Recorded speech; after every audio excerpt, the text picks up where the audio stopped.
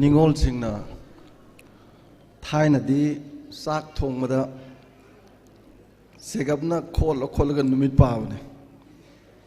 चाकौबसिबु क्याम वालिगेन हौजिकपुदी सेगबनगा तौनद्रमनिना कमाय पारनोदि खंद्रेको खरा नुंगाय यायफबना सोयदना मकी थुना चलनेना याम नुंगायजबा याम नंगजबा इमुंगिना चाकौबसिबु चटपा ngamgadoribra ngamoidre na chingna leiba anangba imungi mokpaduna baton tauba laktabra na mangak tek nga yengba lakhidaba su yawba mayamna loi chatnagraga mayamna loina khudol potu purga halakpada mamitagi mapi kangjadabi chanura mayam leikhidabadi nate thaina ko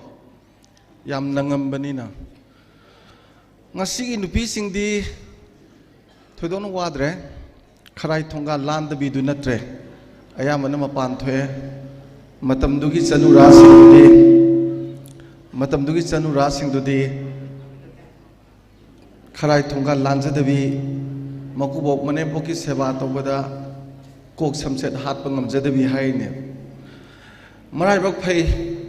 matamduda leiramba makubok mane bok toko ngasigi makubok mane boksidi kamdok birim no khangdre sigumba ahalamangi yamna chiraba tandam jida aigi naurabina asuk tangba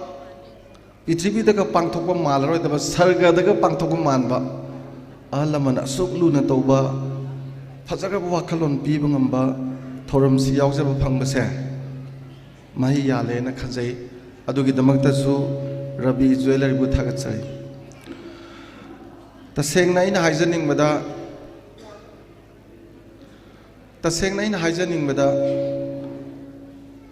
punsi se masida kwaidagi ngakpa ani khak ekhoina ugadabam lei number 1 da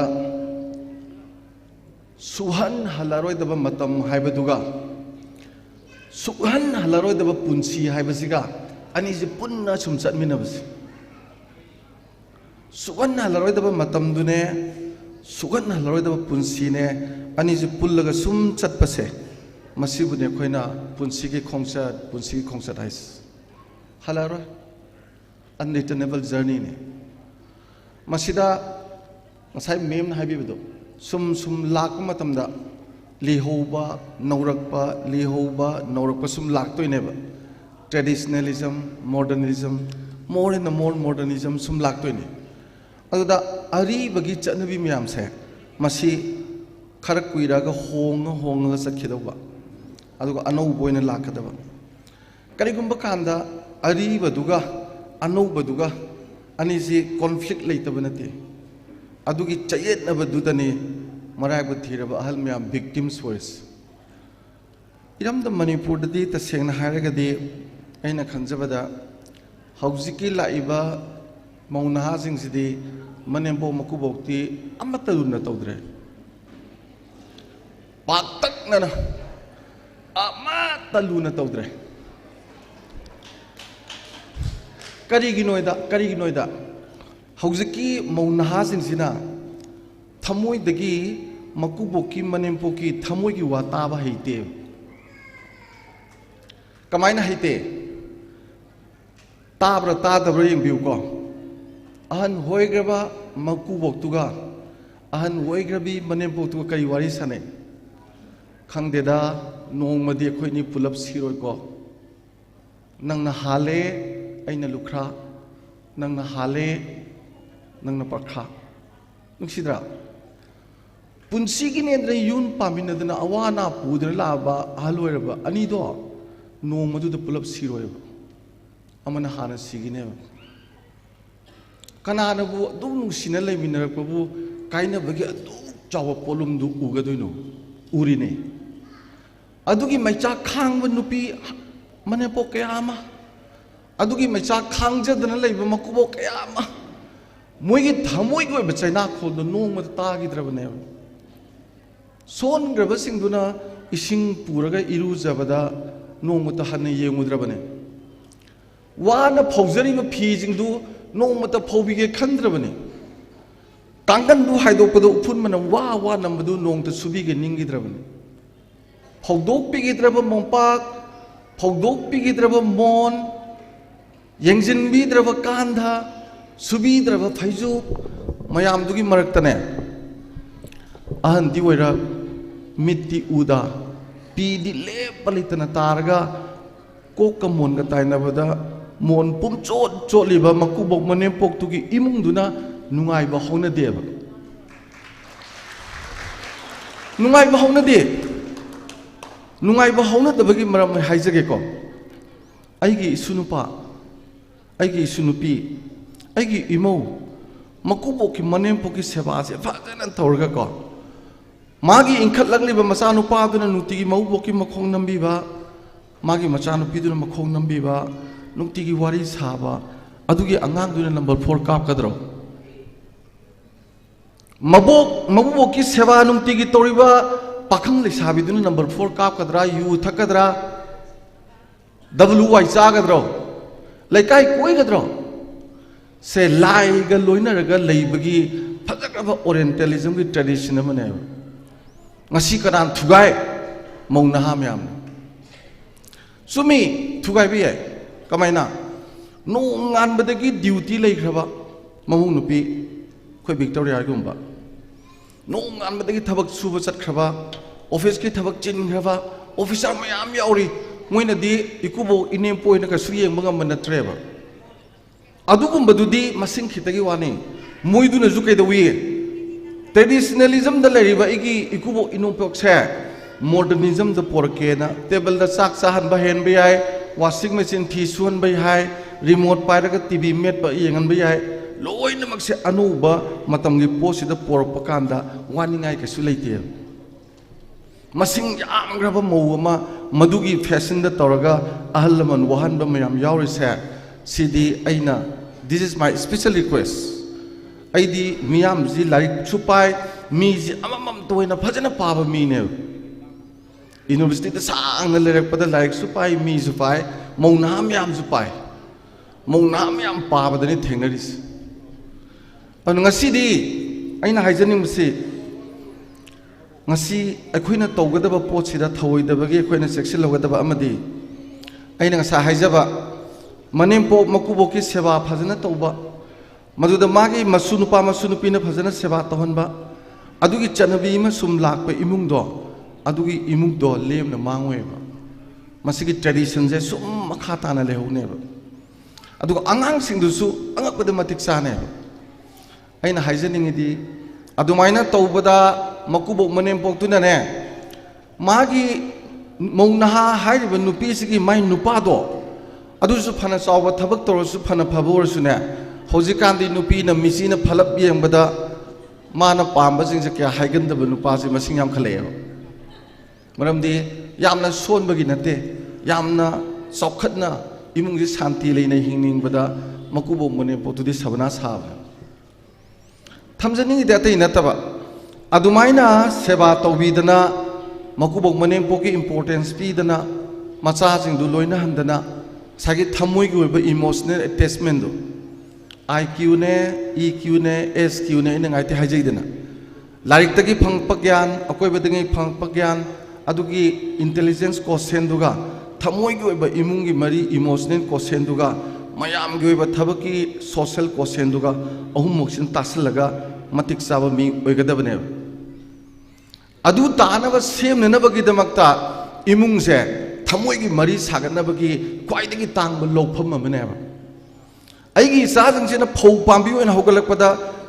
मागी चरोंग चुमनबा पांदोंग चावनबा हार हापा दुमाइना cell लेजद्रसु yum वांग साबंगमद्रसु पाखन खलसु इमुंग दुगी मनुंगदा साथीना लेहाव लेबा नुंसिगबा थमोय मयामगी इमुंग अमु ओहेनबदी पैसा चंगदबने मसे तोहनिंगी मदुदा पेनबीरबा मकुबो मनेम पोक्तो अदुना नान grub मोन मोन लाव फमुंग Phong Phong साना तुमगने मागी ममौना तौजरीबा मसु ma'am तौजरीबा सेवा पेनदना मकुबो मनेम पोक्तुना तुमधरपदा imau nungsibi isu nungsiba isu nungsibi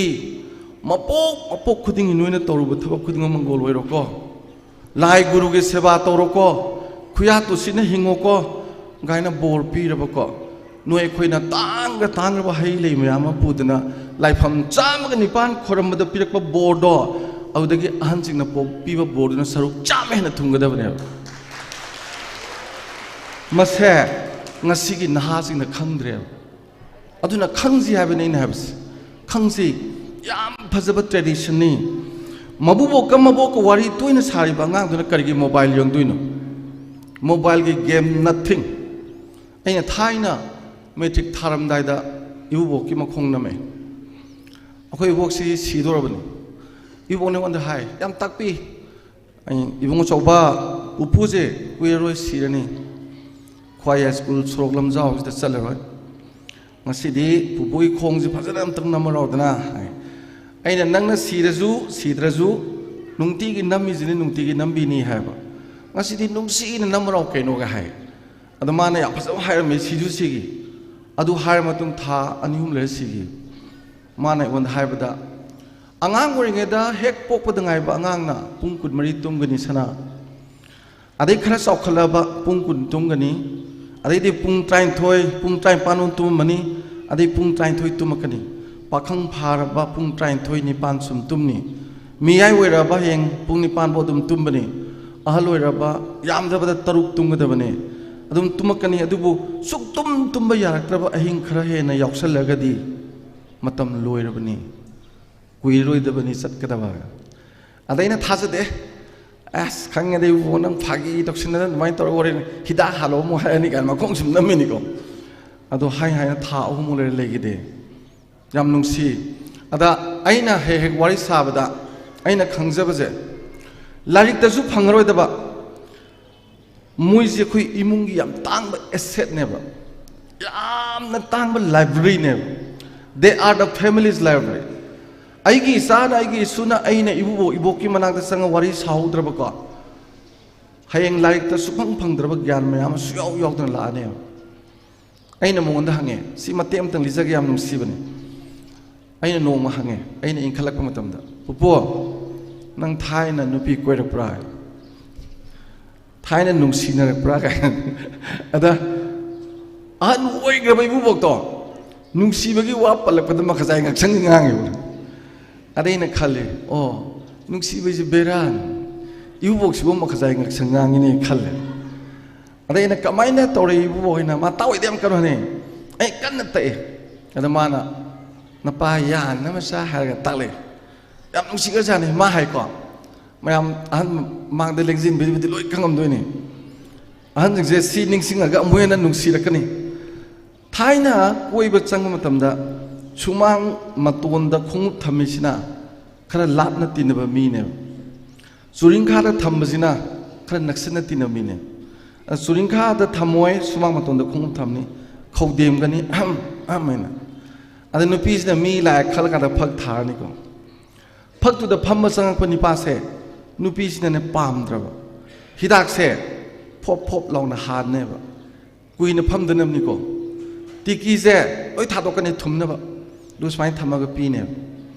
nupa sina umre tang sing mad loi re hidak se adai nupa sina khange ba o mana ibu pam de nungsi de an hogal ga sakhi ne mana karigumba nungsi jaba midu laba hidak se kit na ma han ne ba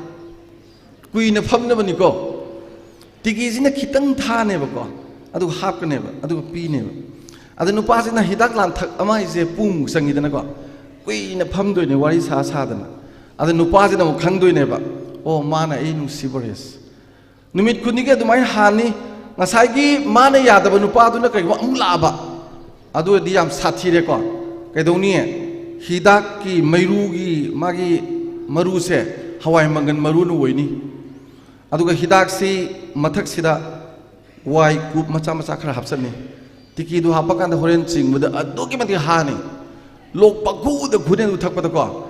adagi thawa sa da zum phamjal aga na chinga aga na ne hawai mangan du pokhai to andi masi I hate you guy du adai di mai nu pa du amuna la roi ꯀꯩꯕꯨ ꯍꯥꯏꯅꯗꯅ ꯈꯪꯅꯔꯤꯕ ꯃꯌꯥꯝꯁꯤ ꯌꯦꯡꯕꯤꯌꯣꯕꯀꯣ ꯑꯗꯩꯗꯤ ꯅꯨꯄꯥꯗꯨꯅ ꯑꯗꯨꯃꯥꯏꯅ ꯅꯨꯡꯇꯤꯒꯤ ꯅꯨꯡꯁꯤꯕꯗꯨꯅ ꯂꯥꯛꯄꯗ ꯅꯨꯡꯇꯤꯒꯤ ꯄꯤꯊꯛꯄꯁꯤꯗ ꯈꯔ ꯊꯥ ꯃꯈꯥꯏꯒ ꯐꯥꯔꯛꯄꯗꯣ ꯑꯗꯩ ꯅꯨꯄꯤꯁꯤꯅ ꯑꯃꯨꯛ ꯁꯥꯔꯩꯁꯦ ꯃꯆꯩ ꯑꯅꯤ ꯂꯣꯡꯍꯟꯅꯦꯕ ꯍꯪꯉꯛꯏꯅꯦ ꯅꯪꯅ ꯍꯦꯛ ꯂꯥꯛꯏꯁꯤꯕꯨ ꯑꯩ ꯏꯇꯣꯝꯗꯔ ꯑꯅꯤ ꯁꯨꯕ꯭ꯔꯥ ꯑꯗꯩ ꯅꯨꯄꯥꯗꯨꯅ ꯇꯞꯅ ꯑꯃ ꯂꯧꯊꯣꯛꯑ ꯊꯝꯃꯦꯅ ꯑꯗꯣ ꯑꯃꯗꯨ ꯁꯨꯝ ꯊꯛꯈ꯭ꯔꯕ ꯅꯇꯣꯝꯗꯅꯦ ꯑꯅꯤ ꯁꯨꯗꯦ ꯁꯤꯅꯦ ꯀꯔꯤꯝ ꯍꯥꯏꯅꯗꯅꯅꯤꯀꯣ ꯍꯥꯏꯁꯦ ꯑꯗꯒꯤꯗꯤ ꯅꯨꯄꯤꯗꯨ ꯌꯥꯝ ꯅꯨꯡꯉꯥꯏꯖꯩ ꯃꯥꯒꯤ ꯄꯟꯊꯧ ꯍꯤꯡꯒꯣꯜ ꯆꯥꯏꯒꯣꯏꯅꯨꯡꯗꯨꯗ ꯈꯨꯅꯤꯡ ꯀꯥꯡꯗꯅ ꯈꯨꯕꯥꯛ ꯂꯥꯏꯈꯝ ꯁꯥꯗꯅ ꯐꯖꯈ꯭ꯔꯕ ꯂꯩ ꯃꯌꯥꯝꯗꯨ ꯍꯦꯛꯑꯒ ꯅꯥꯆꯣꯝ ꯁꯦꯝꯃꯦꯀꯣ ꯃꯌꯨꯝ ꯄꯥꯜꯂꯕ ꯅꯨꯄꯤꯅ ꯅꯥꯆꯣꯝ ꯌꯦꯠꯇ ꯆꯤꯟꯅꯤ ꯂꯩꯁꯥꯕꯤꯅ ꯑꯣꯏꯗ ꯆꯤꯟꯅꯤꯀꯣ ꯁꯤ ꯈꯪꯕꯤꯌꯨ ꯈꯪꯗꯗꯅ ꯂꯥꯏ ꯍꯔꯥꯎꯕꯗ ꯃꯧꯁꯤꯡꯅꯅꯦ ꯅꯥꯆꯣꯝꯅꯦ ꯑꯣꯏꯗ ꯆꯤꯜꯂꯒ ꯖꯒꯣꯏ ꯁꯥꯕ ꯌꯥꯝ ꯌꯥꯎꯔꯤ ꯌꯦꯠꯀꯤ ꯂꯝꯗꯥꯡꯁꯦ ꯌꯦꯠ ꯂꯝꯗꯥꯡ ꯅꯨꯄꯥꯁꯦ ꯂꯩꯔꯦ ꯍꯥꯏꯕꯅꯤ ꯂꯩꯁꯥꯕꯤꯅ ꯁꯣꯝꯗ ꯂꯩꯔꯤꯁꯤꯅ ꯌꯦꯠꯀꯤ ꯂꯝꯗꯥꯡ ꯂꯩꯖꯗ꯭ꯔꯤ ꯍꯥꯏꯕꯅꯤ ꯂꯩꯁꯥꯕꯤꯅ ꯑꯣꯏꯒꯤ ꯂꯝꯗꯥꯡꯗ ꯅꯥꯆꯣꯝꯗꯨ ꯆꯤꯜꯂꯒ ꯐꯤ ꯁꯥꯕꯗ ꯅꯨꯡꯇꯤꯒꯤ ꯂꯥꯛꯄ ꯑꯗꯨꯃꯥꯏꯅ ꯂꯥꯛꯄꯗ ꯄꯤꯕ ꯂꯩꯁꯦ ꯑꯗꯨꯒꯤ ꯂꯩ ꯅꯥꯆꯣꯝꯗꯨ ꯍꯦꯛ ꯄꯤꯈꯤꯕꯁꯦ ꯂꯣꯏꯔꯕꯅꯤ ꯑꯗꯨꯒꯤ ꯂꯩ ꯅꯥꯆꯣꯝꯗꯨꯅꯤ ꯇꯥꯕꯨꯅꯨꯡꯗ ꯊꯝꯕꯗ ꯆꯍꯤ ꯀꯌꯥ ꯃꯅꯝ ꯑꯗꯨꯝ ꯀꯣꯛꯇꯅ ꯂꯩꯔꯝꯃꯤ ꯒꯥꯏꯁ ꯑꯗꯨ ꯍꯥꯏꯔꯤꯁꯦ ꯑꯩ ꯂꯣꯏ ꯌꯥꯖꯔꯦ ꯀꯔꯤ ꯂꯩꯒꯦ ꯅꯪꯒꯤ ꯃꯣꯠ ꯍꯪꯉꯛꯏꯅꯤ ꯂꯩ ꯅꯥꯆꯣꯝ ꯍꯦꯛ ꯄꯤꯕ ꯎꯔꯗꯤꯅꯦ ꯐꯝꯃꯦꯟꯗ ꯐꯝꯃꯤꯕ ꯃꯥꯏ ꯃꯄꯥꯗꯣ ꯑꯗꯨꯅ ꯀ꯭ꯋꯦꯔꯤ ꯍꯧꯔꯛꯑꯅꯤ ꯏꯆꯥ ꯅꯃꯥꯁꯦ ꯑꯁꯨꯛꯀꯤ ꯃꯇꯤꯛ ꯌꯥꯈ꯭ꯔꯦ ꯂꯨꯍꯣꯡ ꯈꯣꯡꯗꯣꯡꯕꯐꯥꯎ ꯌꯥꯔꯦ ꯑꯗꯨꯔꯗꯤ ꯀ꯭ꯋꯦꯔꯤ ꯈꯔ ꯇꯧꯍꯧꯈꯤꯒꯦꯅ ꯏꯕꯨꯡꯉꯣ ꯏꯃꯥ ꯂꯩꯔꯤꯕ꯭ꯔꯥ ꯏꯄꯥ ꯂꯩꯔꯤꯕ꯭ꯔꯥ ꯀꯔꯤ ꯌꯦꯛꯅꯣ ꯁꯂꯥꯏꯅꯣ ꯈꯨꯟꯊꯛꯇꯩꯔ ꯈꯨꯟꯈꯥꯗꯩꯔ ꯂꯧꯅ ꯀꯌꯥꯝ ꯆꯥꯏ ꯀꯔꯤ ꯊꯕꯛ ꯁꯨꯔꯤ ꯂꯣꯏ ꯍꯪꯉꯛꯑꯅꯤ ꯅꯨꯄꯥꯗꯨꯅ ꯉꯥꯡꯕꯗꯨ ꯂꯣꯏ ꯇꯥꯔꯒꯅꯦ ꯃꯄꯥꯁꯤꯅ ꯑꯃꯨꯛ ꯌꯥꯅꯤꯡꯉꯕ ꯍꯣꯔꯦꯟ ꯅꯨꯄꯥꯗꯨ ꯆꯠꯈ꯭ꯔꯒꯅꯦ ꯃꯄꯥꯗꯨꯅ ꯑꯃꯨꯛ ꯍꯥꯏꯗꯣꯏꯅꯦ ꯃꯕꯣꯛꯁꯤꯅ ꯏꯕꯦꯝꯃ ꯌꯨꯝ ꯄꯥꯟꯕ ꯍꯥꯏꯕꯁꯦ ꯇꯨꯒꯔꯦꯜ ꯂꯩꯉꯣꯏꯗ ꯍꯦꯟꯅ ꯀꯨꯞꯄꯅꯤꯀꯣ ꯅꯕꯣꯛꯀ ꯋꯥꯔꯤ ꯁꯥꯟꯅꯧ ꯗꯦꯠ ꯃꯤꯟꯁ ꯌꯥꯔꯦ ꯁꯅꯥ ꯂꯨꯍꯣꯡꯉꯁꯨ ꯍꯥꯏꯕꯅꯦꯕ ꯀꯔꯤꯝ ꯍꯥꯏꯅꯕ ꯅꯠꯇꯦ ꯑꯗꯨꯗ ꯑꯣꯏꯔꯁꯦ ꯂꯩꯁꯥꯕꯤꯗꯨꯅ ꯃꯈꯣꯟꯗꯤ ꯏꯌꯥꯗꯤ ꯌꯥꯗꯅ ꯁꯨꯔ ꯏꯇꯥ ꯇꯥꯗꯅ ꯃꯈ꯭ꯋꯥꯡꯒ ꯇꯦꯛꯂꯞ ꯇꯧꯔꯒ ꯐꯤ ꯁꯥꯕꯗ ꯈꯨꯂꯪ ꯏꯁꯩ ꯇꯣꯏ ꯁꯛꯏꯁꯦ ꯑꯁꯨꯛ ꯐꯖꯕ ꯏꯕꯨꯡꯅ ಲಿಬಿꯕ ꯋꯥꯔꯤꯁꯤ ꯁꯤꯒꯨꯝꯕꯁꯦ ꯑꯩꯉꯣꯟꯗ ꯌꯥꯝ ꯂꯩꯈ꯭ꯔꯦꯕ ꯂꯥꯏꯔꯤꯛꯇ ꯑꯝꯇ ꯌꯥꯎꯗꯦ ꯑꯗꯣ ꯑꯩꯈꯣꯏꯒꯤ ꯑꯉꯥꯡ ꯃꯌꯥꯝꯁꯤꯡꯁꯤꯅ ꯃꯕꯣꯛꯀꯤ ꯃꯅꯥꯛꯇ ꯐꯝꯍꯟꯗꯗꯅ ꯑꯁꯨꯛ ꯇꯥꯡꯈ꯭ꯔꯕ ꯄꯣꯠ ꯃꯌꯥꯝꯁꯤ ꯈꯪꯍꯟꯗ꯭ꯔꯤꯕ ꯍꯧꯖꯤꯛꯀꯥꯟꯒꯤ ꯂꯥꯏꯔꯤꯛ ꯍꯩꯕ ꯄꯥꯈꯪ ꯂꯩꯁꯥꯕꯤ ꯑꯍꯟ ꯅꯧꯅ ꯃꯌꯨꯝ ꯄꯥꯟꯕ ꯅꯨꯄꯥ ꯅꯨꯄꯤꯁꯤꯡꯅ ꯃꯁꯤꯃꯗꯤ ꯑꯩ ꯈꯪꯕꯤꯐꯝ ꯊꯣꯛꯑꯦꯅ ꯈꯟꯖꯕꯗꯨꯅꯤꯗ ꯑꯗꯨꯅ ꯑꯍꯜ ꯂꯃꯟ ꯌꯥꯝ ꯂꯨꯅ ꯇꯧꯁꯤ ꯃꯣꯏꯒꯤ ꯁꯦꯕꯥ ꯐꯖꯅ ꯇꯧꯁꯤ ꯁꯤ ꯌꯥꯝ ꯇꯥꯡꯕ ꯇ꯭ꯔꯦꯗꯤꯁꯟ ꯑꯃꯅꯤ ꯊꯃꯣꯏꯒꯤ ꯑꯣꯏꯕ ꯃꯔꯤ ꯍꯥꯏꯕꯁꯤ ꯌꯥꯎꯗꯅ ꯂꯥꯏꯔꯤꯛ ꯇꯝꯕ ꯍꯩꯕ ꯑꯉꯥꯡ ꯃꯤ ꯑꯣꯏꯕ ꯍꯧꯅꯗꯦ ꯍꯌꯦꯡ ꯌꯥꯝꯅ ꯆꯥꯎꯅ ꯑꯣꯐꯤꯁꯥꯔ ꯑꯣꯏꯔꯁꯨ ꯃꯔꯤ ꯃꯇꯥ ꯑꯝꯇ ꯍꯟꯅ ꯌꯦꯡꯉꯣꯏ ꯃꯌꯥꯝꯕꯅ ꯆꯥꯗꯕ ꯅꯣꯡꯇ ꯌꯦꯡꯉꯣꯏ ꯃꯅꯥꯎꯄꯥꯒꯤ ꯃꯆꯥꯅ ꯐꯤ ꯊꯤꯕ ꯉꯝꯗꯅ ꯂꯥꯏꯔꯤꯛ ꯇꯝꯗꯕꯗꯨ ꯅꯣꯡꯇ ꯍꯪꯉꯣꯏ ꯆꯦꯛꯄꯜ ꯋꯥꯡꯅ ꯈꯥꯖꯤꯜꯂꯒ ꯍꯨꯏꯖꯥꯎ ꯂꯣꯏꯔꯒ ꯃꯤ ꯑꯃꯇ ꯇꯤꯟꯅꯔꯣꯏ ꯇꯣꯂꯣꯞ ꯐꯪꯕ ꯅꯨꯃꯤꯠꯇ ꯅꯨꯄꯤ ꯃꯄꯥꯝꯗ ꯂꯣꯏ ꯂꯩꯈꯤꯅꯤ ꯑꯗꯨꯒꯨꯝꯕ ꯃꯤ ꯃꯌꯥꯝꯗꯨ ꯁꯦꯝꯕꯗꯤ ꯃꯊꯧ ꯇꯥꯗꯦꯕ ꯃꯁꯥꯒꯤꯁꯨ ꯀꯥꯟꯅꯗꯦ ꯂꯩꯀꯥꯏꯒꯤꯁꯨ ꯀꯥꯟꯅꯗꯦ ꯑꯗꯒꯤꯗꯤ ꯂꯩꯕꯥꯛꯀꯤꯁꯨ ꯀꯥꯟꯅꯗꯦ ꯏꯃꯨꯡꯒꯤꯁꯨ ꯀꯥꯟꯅꯗꯦꯕꯀꯣ ꯍꯣꯏ ꯅꯨꯄꯤ ꯃꯄꯥꯝꯕꯨꯗꯤ ꯈꯔ ꯀꯥꯟꯅꯕ꯭ꯔꯥ ꯑꯗꯨꯅ ꯁꯤꯒꯨꯝꯕ ꯃꯌꯥꯝꯁꯤꯡꯁꯤ ꯌꯦꯡꯖꯔꯒ ꯉꯁꯤ ꯑꯩꯒꯤ ꯏꯅꯥꯎꯅ ꯌꯥꯝ ꯅꯨꯡꯁꯤꯅꯀꯣ ꯅꯤꯡꯉꯣꯜ ꯈꯨꯗꯣꯜ ꯑꯣꯏꯅ ꯄꯥꯡꯊꯣꯛꯏꯕ ꯊꯧꯔꯝꯁꯦ ꯃꯁꯤꯗ ꯑꯩꯈꯣꯏꯅ ꯌꯥꯝ ꯇꯥꯡꯅ ꯇꯝꯍꯧꯕ ꯌꯥꯕ ꯄꯔꯥ ꯑꯃꯗꯤ ꯑꯍꯜ ꯂꯃꯟꯁꯤ ꯌꯥꯝꯅ ꯂꯨꯅ ꯇꯧꯁꯤ ꯑꯗꯨꯒ ꯅꯤꯡꯉꯣꯜꯁꯤꯡꯁꯨ ꯌꯥꯝꯅ ꯂꯨꯅ ꯇꯧꯁꯤꯑꯕ ꯃꯔꯝꯗꯤ ꯀꯩꯅꯣꯗ ꯅꯤꯡꯉꯣꯜꯁꯤꯡꯅ ꯌꯥꯝ ꯃꯔꯨꯑꯣꯏꯅ ꯃꯅꯤꯄꯨꯔꯒꯤꯗꯤ ꯑꯍꯥꯟꯕ ꯅꯨꯄꯤꯂꯥꯟ 1904 ꯑꯣꯏꯔꯣ ꯑꯅꯤꯁꯨꯕ ꯅꯨꯄꯤꯂꯥꯟ 1939 ꯑꯣꯏꯔꯣ ꯉꯁꯤꯒꯤ ꯃꯩꯔꯥ ꯄꯥꯏꯕꯤ ꯑꯣꯏꯔꯣ ꯆꯟꯗ꯭ꯔꯒꯤꯗꯤ ꯃꯍꯥꯔꯥꯖ ꯃꯇꯝꯗ ꯂꯧꯔꯣꯛ ꯄꯟꯗꯥꯗ ꯁꯥꯃꯨ ꯐꯥꯎ ꯑꯣꯏꯗꯅ ꯅꯤꯡꯊꯧꯅ ꯑꯣꯔꯗꯔ ꯊꯣꯛꯄ ꯀꯛꯄꯒꯤ ꯂꯥꯟꯗꯨ ꯑꯣꯏꯔꯣ ꯃꯃꯥꯡꯒꯤ ꯂꯩꯁꯅꯥꯗꯒꯤꯀꯣ ꯑꯩꯈꯣꯏꯒꯤ ꯆꯅꯨꯔꯥꯁꯤꯡꯒꯤ ꯑꯩꯈꯣꯏꯒꯤ ꯄꯨꯋꯥꯔꯤꯁꯦ ꯁꯥꯒꯠꯂꯛꯄꯗ ꯃꯣꯏꯅ ꯄꯤꯕ ꯀꯟꯇ꯭ꯔꯤꯕ꯭ꯌꯨꯁꯟꯁꯤ ꯌꯥꯝ ꯆꯥꯎꯋꯦ ꯑꯗꯨꯅ ꯁꯤꯒꯨꯝꯕ ꯑꯈꯟꯅꯕ ꯅꯨꯃꯤꯠꯀꯤ ꯁꯤꯒꯨꯝꯕ ꯅꯛꯁꯜꯂꯛꯄ ꯀꯨꯝꯍꯩꯁꯤꯗ ꯃꯕꯨꯡ ꯃꯧꯄ꯭ꯋꯥ ꯑꯣꯏꯔꯤꯕ ꯑꯩꯈꯣꯏꯅ ꯃꯣꯏꯒꯤꯗꯃꯛꯇ ꯇꯧꯕꯤꯃꯜ ꯈꯪꯕ ꯑꯣꯏꯅ ꯌꯥꯝ ꯅꯨꯡꯁꯤꯅ ꯇꯧꯕꯤꯕꯗꯣ ꯆꯪꯉꯦꯅ ꯊꯝꯖꯒꯦ ꯃꯗꯨꯅ ꯃꯔꯝ ꯑꯣꯏꯗꯅ ꯑꯩꯈꯣꯏꯒꯤ ꯅꯨꯄꯤꯁꯤꯡꯁꯤ ꯑꯦꯝꯄꯥꯋꯔ ꯇꯧꯕꯒꯤ ꯋꯥꯈꯜꯁꯨ ꯂꯥꯛꯁꯤ ꯑꯗ ꯑꯩꯅ ꯁꯤꯗ ꯑꯔꯣꯏꯕꯗ ꯑꯃꯒ ꯍꯥꯏꯖꯒꯗꯕꯁꯦ ꯁꯦꯛꯁ ꯑꯦꯟ ꯗ ꯑꯩꯈꯣꯏꯒꯤ ꯃꯥꯒꯤ ꯖꯦꯟꯗꯔ ꯍꯥꯏꯕꯁꯦ ꯌꯥꯝ ꯈꯦꯠꯅꯩꯀꯣ ꯅꯨꯄꯤꯁꯤ ꯃꯥꯏ ꯕꯥꯏꯑꯣꯂꯣꯖꯤꯀꯦꯂꯤ ꯌꯦꯡꯉꯨꯔꯒꯗꯤ ꯁꯣꯜꯂꯤ ꯆꯨꯝꯃꯤ ꯅꯨꯄꯤꯅ ꯃꯤꯔꯣꯜꯂꯤ ꯅꯨꯄꯥꯗꯤ ꯃꯤꯔꯣꯟꯗꯦ ꯅꯨꯄꯤꯗꯤ ꯊꯥꯒꯤ ꯄ꯭ꯔꯣꯕ꯭ꯂꯦꯝ ꯂꯩ ꯑꯩꯈꯣꯏꯗꯤ ꯂꯩꯇꯦ ꯑꯗꯨꯅ ꯃꯣꯏꯒ ꯑꯩꯈꯣꯏꯒ ꯃꯥꯟꯅꯩ ꯃꯥꯟꯅꯗꯦꯅ ꯌꯦꯠꯅꯕ ꯌꯥꯗꯦ ꯍꯧꯖꯤꯛꯇꯤ ꯆꯥꯎꯈꯠꯂꯛꯄ ꯃꯇꯝꯅꯤꯅ ꯂꯣꯏꯅꯃꯛꯁꯤ ꯀꯩꯁꯨ ꯅꯠꯇ꯭ꯔꯦ ꯅꯨꯄꯤꯁꯨ ꯑꯗꯨꯝ ꯑꯦꯔꯣꯄ꯭ꯂꯦꯟ ꯊꯧꯏ ꯅꯨꯄꯤꯁꯨ ꯑꯦꯁꯇ꯭ꯔꯣꯅꯣꯠ ꯑꯗꯨꯝ ꯑꯣꯏ ꯑꯩꯈꯣꯏꯒꯤ ꯍꯧꯖꯤꯛ ꯀꯔꯤ ꯑꯩꯈꯣꯏꯒꯤ ꯏꯁꯀꯦꯕꯦꯇꯔ ꯀꯣꯠꯂꯤꯕ ꯈꯣꯠꯂꯤꯕꯗꯨ ꯅꯨꯄꯤ ꯂꯣꯏ ꯊꯧꯏ ꯌꯨꯔꯣꯞꯇꯗꯤ ꯁꯤꯗꯒꯤꯅ ꯊꯣꯡꯒꯥꯟꯃꯨꯛ ꯁꯥꯡꯕ ꯒꯥꯔꯤ ꯁꯥꯡꯕ ꯕꯁ ꯅꯨꯄꯤꯅ ꯑꯗꯨꯝ ꯊꯧꯏ ꯍꯧꯖꯤꯛꯇꯤ ꯀꯔꯤꯝꯕ ꯅꯠꯇ꯭ꯔꯦ ꯈꯦꯠꯅꯔꯤꯕꯗꯤ ꯉꯁꯥꯏꯒꯤ ꯖꯦꯟꯗꯔ ꯍꯥꯏꯁꯤ ꯖꯦꯟꯗꯔ ꯗꯤꯁꯀ꯭ꯔꯤꯃꯤꯅꯦꯁꯟꯅꯤꯅ ꯅꯨꯄꯤꯒ ꯅꯨꯄꯥꯒ ꯑꯅꯤꯁꯦ ꯑꯩꯈꯣꯏꯅ ꯈꯦꯠꯅꯅ ꯎꯕꯁꯤ ꯀꯗꯥꯏꯗ ꯎꯒꯦꯗ ꯅꯨꯄꯥꯅ ꯅꯝꯅ ꯉꯝꯅ ꯄꯥꯟꯕ ꯈꯨꯟꯅꯥꯏꯁꯤꯗ ꯑꯩꯈꯣꯏꯅ ꯅꯨꯄꯤꯗ ꯃꯥꯁꯤ ꯐꯕꯅꯤ ꯐꯠꯇꯕꯅꯤꯅ ꯌꯦꯡꯅꯕ ꯑꯅꯣꯞ ꯑꯃ ꯁꯦꯝꯃꯤꯕ ꯁꯤ ꯅꯨꯄꯤꯁꯤ ꯐꯩ ꯐꯠꯇꯦꯅ ꯌꯦꯡꯅꯕ ꯑꯅꯣꯞ ꯑꯃ ꯁꯦꯝꯃꯤꯕ ꯑꯗꯨꯒꯤ ꯑꯅꯣꯞꯇꯨꯗꯤ ꯀꯔꯤ ꯀꯔꯤ ꯌꯥꯎꯏ ꯈ꯭ꯋꯥꯏꯗꯒꯤ ꯐꯕ ꯅꯨꯄꯤꯁꯤ ꯌꯨꯝꯗꯒꯤ ꯃꯄꯥꯟ ꯊꯣꯛꯇꯕꯤ ꯃꯅꯦꯝꯄꯣꯛ ꯃꯀꯨꯕꯣꯛꯀꯤ ꯁꯦꯕꯥ ꯐꯖꯅ ꯇꯧꯔꯒ ꯂꯩꯕ ꯅꯨꯄꯥ ꯅꯍꯥ ꯋꯥꯔꯤ ꯁꯥꯗꯕ ꯊꯣꯏꯗꯣꯛꯅ ꯀꯦ ꯈꯣꯠꯇꯅ ꯀꯌా ꯇꯧꯗꯕ ꯂꯥꯏ ꯇꯤꯟꯒꯤ ꯊꯧꯔꯝ ꯌꯥꯝ ꯌꯥꯎꯕ ꯃꯄꯥꯟꯗꯁꯨ ꯆꯠꯇꯕ ꯃꯄꯥꯟ ꯌꯥꯝ ꯊꯣꯛꯇꯕ ꯁꯤ ꯐꯩ ꯀꯥꯏꯅ ꯍꯥꯏꯌꯦꯕ ꯃꯁꯤ ꯄꯥꯈꯪꯕ ꯃꯇꯝꯒꯤꯅꯤ 33 AD ꯑꯗꯨꯒꯤ 33 AD ꯑꯅꯣꯞꯇꯨ ꯎꯕꯒꯅꯦ ꯉꯁꯤꯒꯤ ꯅꯨꯄꯤꯁꯤꯡꯗ ꯌꯦꯡꯕꯗ ꯅꯨꯄꯤꯁꯦ ꯑꯐꯕ ꯑꯝꯇ ꯌꯥꯎꯔꯣꯏ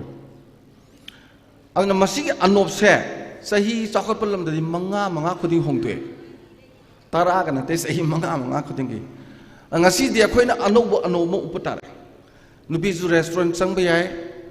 nungdang gi duty tawba chaw sang werega di biya ga thakcha dana mai magi officer sing duga wari watai sab discussion dum taw yai thengna dum halak pi yai nupa na tawba dumai na moju loi taw yai thamui go mari duna tongan ba mani nupa nupi gi khenaba se koi na anob se chen sum to ga dong ne ba sakat lam de tor se duni ada koi ki ap pakhang mo tong ge anob to si buk sum thala ga upaga nupi miyam ji yeng le di